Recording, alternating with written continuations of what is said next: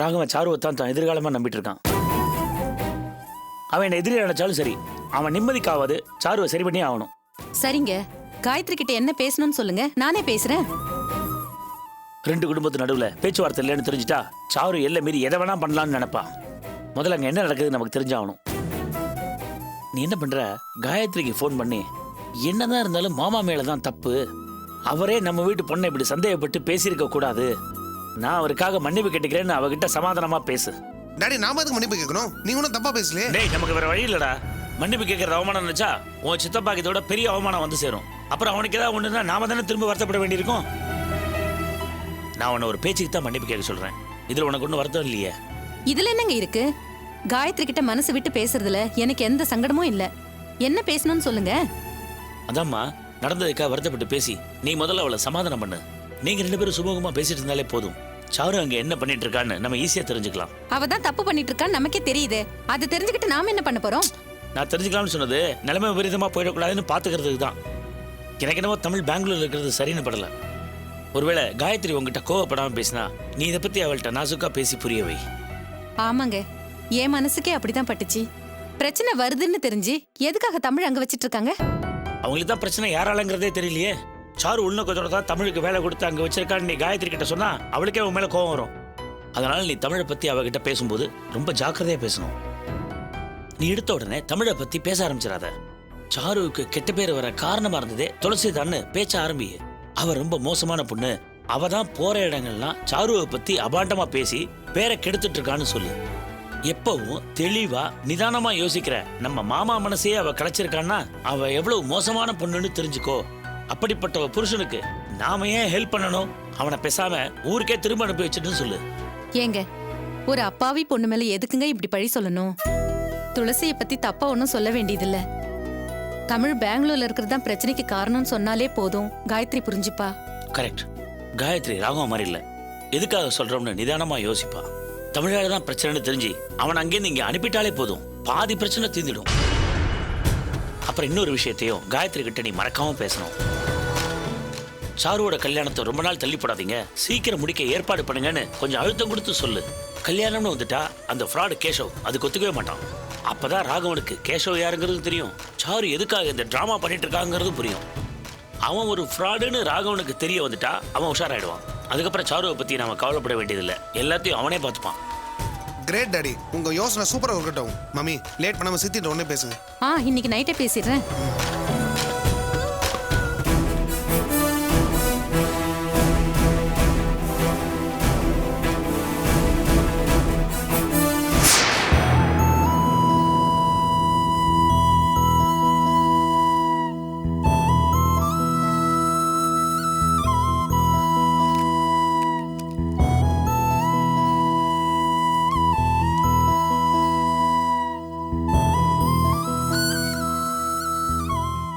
காலையில ஃபோன் பண்ணிருந்தாங்க. என்னவா, அண்ணனு கூட பார்க்காம இப்படி அவமானப்படுத்தி அனுப்பிட்டீங்களேன்னு வருத்தப்பட்டாங்களா? அவர் பண்ண தப்ப ஒத்துக்க மாட்டாங்களே. சும்மா ஏதாவது பேசிட்டு இருக்காதீங்க. நமக்கு சொல்லாம கேசவ பத்தி விசாரிச்சது தப்புன்னு அக்காவும் ஒத்துக்கிட்டாங்க. மாமாவும் இப்படி எல்லாம் ஆகும்னு நினைச்சிருக்க மாட்டாரு. தெரிஞ்சிருந்தா அதை பண்ணிருக்கவே மாட்டாரு. நீங்க தான் தேவையில்லாம கோவப்பட்டு அவர்கிட்ட கொஞ்சம் எல்லை மீறி நடந்துகிட்டீங்க. அவர் கேசவ மட்டுமா சந்தேகப்பட்டாரு? சாருவையும் சேர்த்துல சந்தேகப்பட்டாரு? என்ன பேசுறீங்க நீங்க? நம்ம அளவுக்கு அவரும் சாரு மேல பாசமா தான் இருக்காரு, அதை மறந்துடாதீங்க. மாமா சந்தேகப்படுறாருன்னா என் பொண்ணு அப்படிப்பட்டவ இல்லைன்னு சொல்லிருக்கலாம். இல்ல பொறுமையா ஏன் சந்தேகப்படுறீங்கன்னு கேட்டிருக்கலாம். அதை விட்டுட்டு கோவப்பட்டு வார்த்தையை கொட்டிட்டீங்களே. அவரை பார்க்க எனக்கே வேதனையா போயிடுச்சு. நம்ம குடும்பத்து மேல எந்த அளவுக்கு அவர் அக்கறை வச்சிருக்காருன்னு கொஞ்சம் யோசிச்சு பாருங்க. கூட பிறந்த அண்ணன், அவர் போய் உங்களுக்கு கெட்டது நினைப்பாரா? எனக்கும் கஷ்டமா தான் இருக்கு. கோவத்துல நான் அன்னைக்கு அப்படி பேசிட்டேனே தவிர அவர் அன்னைக்கு வேதனைப்பட்டதை பார்த்து எனக்கு ரொம்ப கஷ்டமா போச்சு. இத்தனை வருஷத்துல அண்ணனை எதிர்த்து ஒரு வார்த்தை கூட பேசினதில்ல. எனக்கு எல்லாமே அவர் தான். அவரை போய் மரியாதை இல்லாம பேசிட்டோமேன்னு எனக்கு உறுத்தலா இருக்கு. ஆமா, இப்ப வருத்தப்பட்டு என்ன பிரயோஜனம்? வீட்டுக்கு மூத்தவரு, அவர்கிட்ட பேசும்போது கொஞ்சம் நிதானமா இருந்திருக்கணும். மாமாவும் நீங்க பேசுனது ஒண்ணு பெருசா எடுத்துக்க போறது இல்ல. வருத்தப்படுறதை விட்டுட்டு அவரை சமாதானம் பண்றது எப்படின்னு யோசிங்க. அதெல்லாம் சரிதான் காயத்ரி. அவர் சாருவையும் கேசவையும் சந்தேகப்படுறாரு, அதை எப்படி சரி பண்றது? அவருக்கு எதனால இப்படி ஒரு சந்தேகம் வந்துச்சுன்னு எனக்கு ஒண்ணுமே புரியல. அவரோட சந்தேகத்தை போக்க என்ன பண்றதுன்னு தெரியல. நான் அதை பத்தி பேசலாம் தான் வந்தேன். இந்த பிரச்சனைக்கெல்லாம் காரணம் என்னங்கறத பத்தி அக்கா ஒரு முக்கியமான விஷயம் சொன்னாங்க.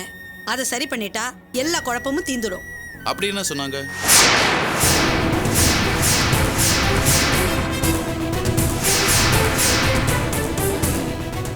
அண்ணி கரெக்டா தான் சொல்லியிருக்காங்க. நமக்கு இது தோணாம போச்சு பாரு. அண்ணி சொன்ன மாதிரி தமிழ் இங்க இருக்கிறது தான் எல்லா பிரச்சனைக்குமே காரணம். நான் இப்பவே சாருகிட்ட அதை பத்தி பேசுறேன்.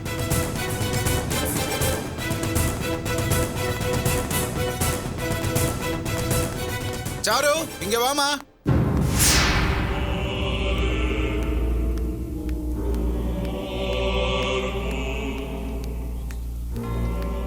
அப்பா, என்னப்பா? தமிழ் இப்ப எங்கம்மா இருக்காரு? சர்வீஸ் அபார்ட்மெண்ட்ல. ஏன்? நான் சொல்றேன்னு தப்பா நினைக்காதம்மா. எனக்கு என்னமோ தமிழ் இங்க இருக்கிறது நல்லது இல்லைன்னு தோணுது. கேசவ் கிட்ட பேசி அவரை சென்னைக்கு அனுப்பி வைக்கிற வழியை பாரு. என்னாச்சுப்பா? எதுக்கு அவரை சென்னைக்கு அனுப்பணும்? உண்மையை சொல்லுங்க. நீங்களும் பெருப்பா சொன்னதை நம்புறீங்களா? என்ன சந்தேகப்படுறீங்களா? சேச்சே, ஒன்ன நான் சந்தேகப்படுவேனா? தமிழுக்கு நல்லது பண்றதா நினைச்சுதான் அவருக்கு ஒரு வேலைக்கு ஏற்பாடு பண்ணிருக்கேன். ஆனா அதுதான் இப்ப பிரச்சனையா இருக்கு. தமிழ் இங்க இருக்கிறதுனாலதான் துளசி ஒன்னையும் அவரையும் சேர்த்து வச்சு பேசியிருக்கா. நீ அவங்கள பிரிக்கிறதுக்கு பிளான் பண்ணி இருக்கிறதா சொல்லி உன் பேரையே கெடுத்துக்கிட்டு இருக்கா. பேசாம தமிழை சென்னைக்கே அனுப்பி வச்சிரு. அவர் துளசியோட வாழ்ந்தாலும் சரி இல்லைனாலும் சரி உன் பேர் கெடாம இருக்கும்ல. அப்பா, உங்களுக்கே நல்லா தெரியும் அவர் இந்த வேலையை நம்பிதான் இருக்காரு. என் கூட வா, உன் எதிர்காலம் நல்லா இருக்கும்னு கேஷவ் நம்பிக்கை சொல்லி அவர் இங்க கூட்டிட்டு வந்திருக்காரு. இப்ப திடீர்னு கிளம்பி வீட்டுக்கு போனா எப்படிப்பா? அவரை நம்ப வச்சு கழுத்து அறுத்த மாதிரி ஆயிடாதா? நீ சொல்றதும் கரெக்ட் தாம்மா. ஒண்ணு பண்ணலாம். இப்போதைக்கு அவரை சென்னைக்கு அனுப்பி வச்சிரு. உனக்கும் கேசவுக்கும் நல்லபடியா கல்யாணம் முடியட்டும். அதுக்கப்புறம் வேணும்னா அவரை வேலைக்கு கூப்பிட்டுக்கலாம். என்ன சொல்ற?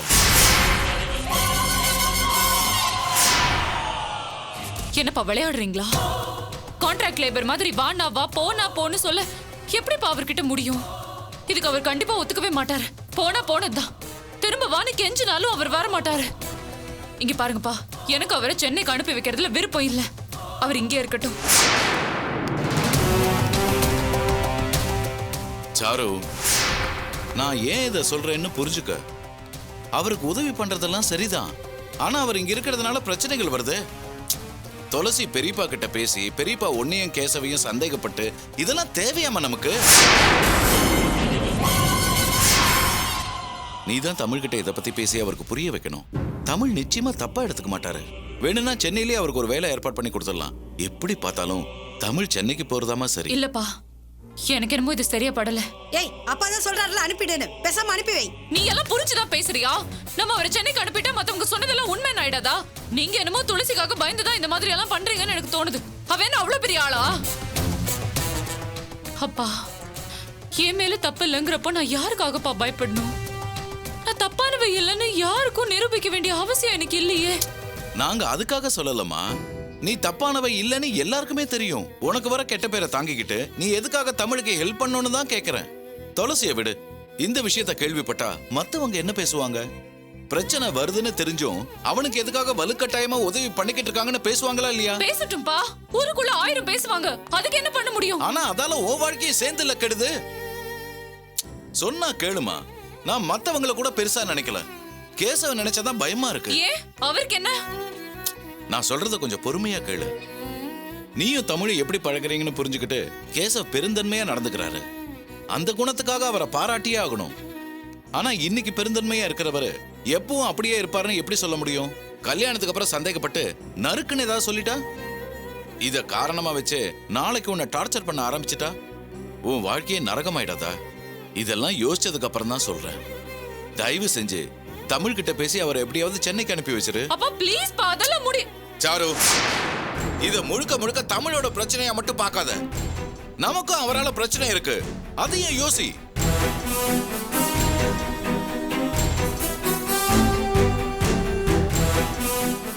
எனக்கு நினைவு தெரிஞ்சு உன் பெரியப்பாவோட என்னைக்குமே இந்த அளவுக்கு நான் சண்டை போட்டதில்ல. உனக்காக அவரை அவமானப்படுத்தி பேசி அதுக்காக இப்ப வருத்தப்பட்டு நிக்கிறேன். தமிழால உன்னோட வாழ்க்கையில மட்டும் இல்ல, நம்ம குடும்பத்துக்குள்ளேயே பிரச்சனை வருது.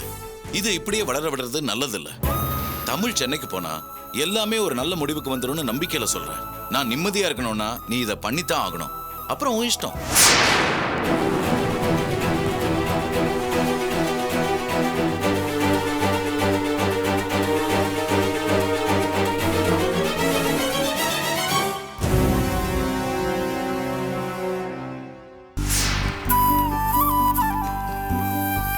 வாமா, என்ன நீ மட்டும் வந்திருக்க? உன் ஃப்ரெண்டுங்களா வரல? அவங்களும் வரல சார். வேணா ஃபோன் பண்ணி வர சொல்லவா? ஐயோ வேணாம், எனக்கு போலீஸ்னா பயம். இதோ அந்த பொண்ணு தான், அதுகிட்ட கேளு. சரிங்க மேடம், எனக்கு இந்த கொரியர் அனுப்புனவங்களோட டீடைல் வேணும். ஓ, நீங்க தானே அது? சார் சொன்னாரு, கொஞ்சம் இருங்க.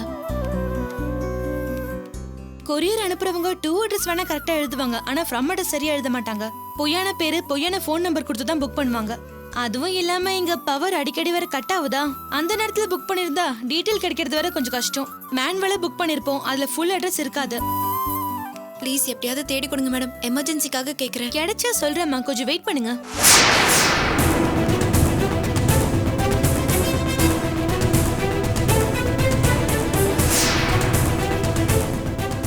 உங்க நல்ல நேரம் இருக்கு. சொல்லுங்க மேடம், யார் உங்க ஃபோன் நம்பர் இருக்கா? செல்வங்கிற பேர்ல புக் ஆயிருக்கு. செல்வமா? ஆமா, அட்ரஸ் முழுசா இல்ல, சென்னைன்னு தான் இருக்கு. ஃபோன் நம்பர் இருக்கு, வேணா நோட் பண்ணிக்கோங்க. சரி, ஒரு நிமிஷம் மேடம், சொல்லுங்க. 9080191845.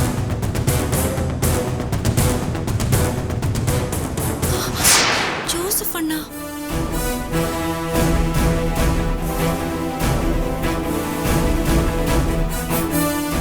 அவர் எதுக்கு செல்வம்னு பேரை மாத்தி சாருவை பத்தி அவருக்கு எப்படி தெரியும்?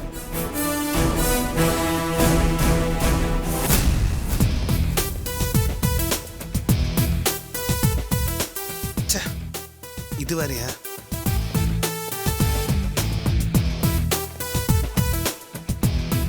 என்னாச்சுடா, ஏதோ அவசரம் போன உடனே திரும்பி வந்துட்ட? ஒன்றும் இல்லைம்மா, ஷர்ட்டில் கரைப்பட்டுருச்சு.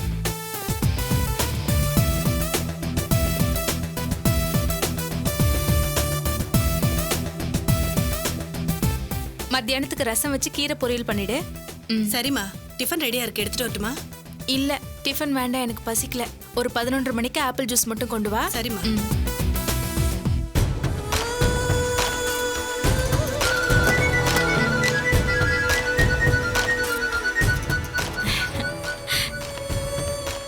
ஹலோ, சொல்லுங்க சாரு. நானே உங்களுக்கு ஃபோன் பண்ணணும்னு நினைச்சேன், நீங்களே பண்ணிட்டீங்க. லாவண்யா, நான் இங்க பயங்கர டென்ஷன்ல இருக்கேன். என்னாச்சு? உங்க அண்ணனை ஊருக்கு அனுப்பினாதான் ஆச்சுன்னு எங்க அப்பா இங்க ஒத்த கால்ல நிக்கிறாரு. பெரியம்மா தான் அம்மா கிட்ட ஏதோ பேசி அவங்க மனசை கெடுத்திருக்காங்கன்னு நினைக்கிறேன். ஏற்கனவே எங்க பெரியப்பா டார்ச்சர் தாங்க முடியல, இப்போ பெரியம்மா வேற. அங்க என்னதான் நடக்குது? அந்த கொடுமையை ஏன் கேக்குறீங்க? அத பத்தி பேசலாம் தான் நானே உங்களுக்கு ஃபோன் பண்ணலாம்னு நினைச்சேன். இங்க குடும்பமே உங்களுக்கு எதிரா சதி பண்ணிட்டு இருக்கு, தெரியுமா? அண்ணனை சென்னைக்கு அனுப்பி வச்சிட சொல்லி ஐடியா கொடுத்ததே இந்த வீட்டு அம்மா தான். கல்யாணம் பண்ணிக்கிட்டு வந்த என்னையே புருஷன்கிட்ட இருந்து பிரிக்க பார்த்தாங்க. உங்க விஷயத்துல சொல்லவே வேண்டாம். புருஷன் பொண்டாட்டியை பிரிக்கிறதுனா உங்களுக்கு அப்படி ஒரு சந்தோஷம். அவங்கள பார்த்தாலே எனக்கு அப்படியே பத்திக்கிட்டு வருது. நினைச்சேன், ஏன் இப்படி பண்றாங்க? அவங்களுக்கு வேற வேலையே இல்லையா? பெரியம்மாவது என்ன புரிஞ்சுப்பாங்கன்னு நினைச்சேன். ஆனா ஏன் அவங்க இப்படி கிரிமினலா யோசிக்கிறாங்க? இதெல்லாம் அவங்க ஐடியா இல்ல சாரு. அத்தைக்கு அந்த அளவுக்கு அறிவு இருக்கா என்ன? கிரிமினலா யோசிக்கிறது உங்க பெரியப்பா தான். துளசிக்கு நல்லது பண்றதா நினைச்சு அவர் தான் குட்டைய குழப்பிக்கிட்டு இருக்காரு.